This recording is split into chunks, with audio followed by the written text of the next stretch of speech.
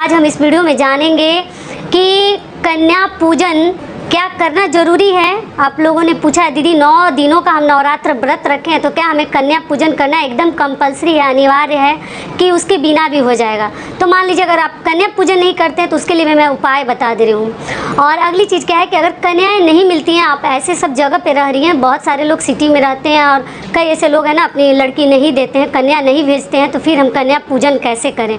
तो इसी के ऊपर आज का ये हमारा वीडियो है। अगर कन्याएँ ना मिले तो आप कौन कौन से कार्य करके कन्या पूजन कर सकती हैं। तो आप बने रहिए मेरे साथ मेरे चैनल पर। अगर आपको मेरा वीडियो पसंद आता है तो प्लीज़ आप मेरे चैनल को सब्सक्राइब कर दीजिएगा, बेल आइकन को प्रेस कर दीजिएगा, जिससे मेरे वीडियो के नए नोटिफिकेशन आप सभी के पास सबसे पहले पहुंचे। तो चलिए शुरू करते हैं।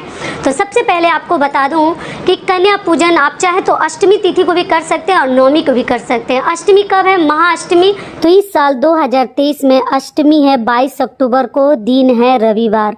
नवमी है 23 अक्टूबर को, दिन है सोमवार। और दसवीं है मंगलवार को, डेट है 24 अक्टूबर। सारी बातें क्लियर हो गई। तो इस प्रकार से आपको कार्य करने हैं। 22 अक्टूबर को भी आप लोग कन्या पूजन कर सकते हैं और 23 अक्टूबर को भी कन्या पूजन कर सकते हैं।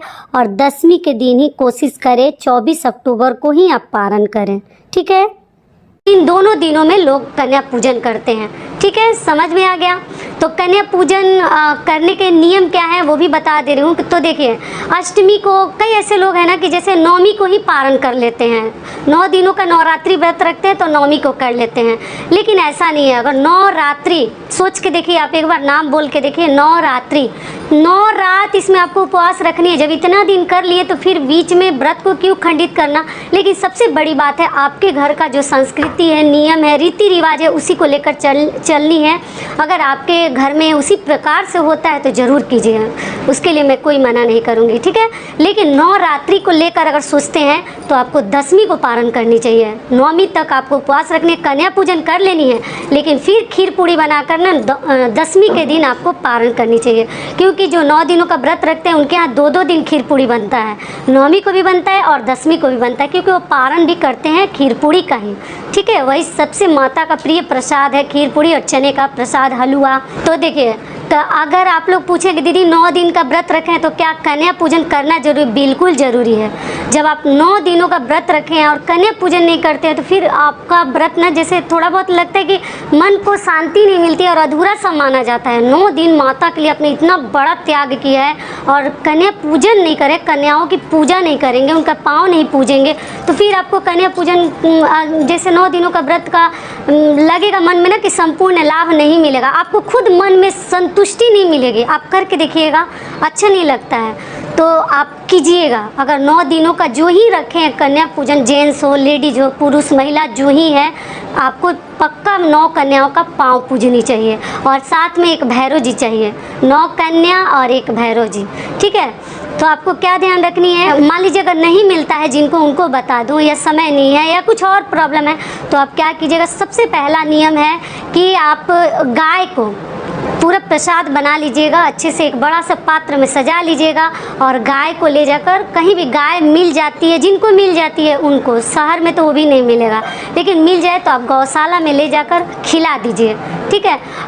कई पिछली साल लास्ट ईयर किसी ने मुझे कहा था कि मैडम गाय तो पूड़ी नहीं खाती है, खीर पूड़ी या हलवा नहीं खाती है, लेकिन मैं तो ऐसा कभी नहीं सुनी हूँ। गाय तो मैं देखती हूँ खाती है, जो दो वही खाती है। तो किसी ने कहा था कि नहीं आपके तरफ की गाय खा लेती होंगी लेकिन हमारी तरफ की गाय नहीं खाती है। लेकिन ऐसा कुछ नहीं है, गाय जो माता है वो हमारी खा लेती हैं। तो अगर इस प्रकार से करनी है तो आप लोग ज़रूर जाके इस खिला दीजिएगा, एक बड़े से पात्र में लेकर 2-3 गाय को खिला दीजिएगा। कन्या पूजन का नियम हो जाएगा। 9 जगह सजानी है, ठीक है। बड़े से थाली वगैरह में ले लीजिएगा। पहला नियम हो गया। दूसरा नियम क्या हो गया कि आप लोग पूछें दीदी अगर हमारी बेटी है तो उसको हम लोग कन्या बना सकते हैं? बिल्कुल बना सकते हैं। अपनी बेटी का पाँव पूजने में क्या प्रॉब्लम है, आराम से कर सकती हैं। तो मान लीजिए आपको 4 ही कन्या अपने घर की मिल गई, 5 ही मिल गई, तो उसी को 2-3 बार ना रिपीट करा के खिला दीजिएगा, थोड़ा थोड़ा ही करके। और जितना दान दक्षिणा है 9 के बराबर सभी में आप मतलब बंटवारा कर दीजिएगा और दे दीजिएगा, पाँव पूज दीजिएगा। ये भी हो गया। 4-5 ही मिले, 3 ही मिले, उन्हीं को 9 बार कर दीजिए। मान लीजिए नहीं मिलता, इमरजेंसी के लिए बता रही हूँ कि नहीं मिल रहा है तो क्या करें। अगला क्या है, तीसरा नियम कि अगर कन्याएं नहीं मिलती हैं तो आप क्या कीजिएगा, मंदिरों में भी कन्याएं रहती हैं तो वहाँ जाकर आप पैकेट बना लीजिएगा। हलवा पूड़ी सूखा दे सकते, खीर भी अगर चाहे तो कटोरी वगैरह में आप भर के रख सकते हैं, या लोग मिठाई का भी पैकेट देते हैं तो आप देख लीजिएगा। लेकिन शुद्धता के हिसाब से देखा जाए ना, क्योंकि मिठाई का ना शुद्धता का कोई प्रमाण नहीं है, तो बाकी आपकी मर्जी है। मान लीजिए आप जेंट्स हैं, पुरुष हैं, तो आप कहाँ से शुद्धता का ध्यान रखते चलेंगे। तो आप लोग क्या कीजिएगा, दुकानों में जाकर 9 पैकेट मिठाई बनवा कर, और अगर कन्याएं मिल जाती हैं, दिल्ली वगैरह में मिल जाती हैं, तो आप क्या कीजिएगा कि मंदिरों में बांट दीजिएगा। तो ये भी हो गया।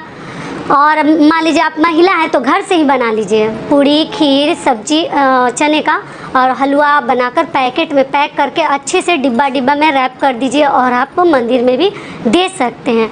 ये भी क्लियर हो गया। अगला क्या है, चौथा नियम क्या है कि सबसे सरल और आसान कन्या नहीं मिलती है तो आप क्या कीजिएगा, 9 कन्याओं का ना मूल्य निकाल लीजिएगा। कितना आपको दक्षिणा देना है, कि कैसा प्रसाद खिलाना है, क्या खिलानी है, सबका जोड़ के 1 का हिसाब निकाल दीजिए और 9 को जोड़ दीजिएगा।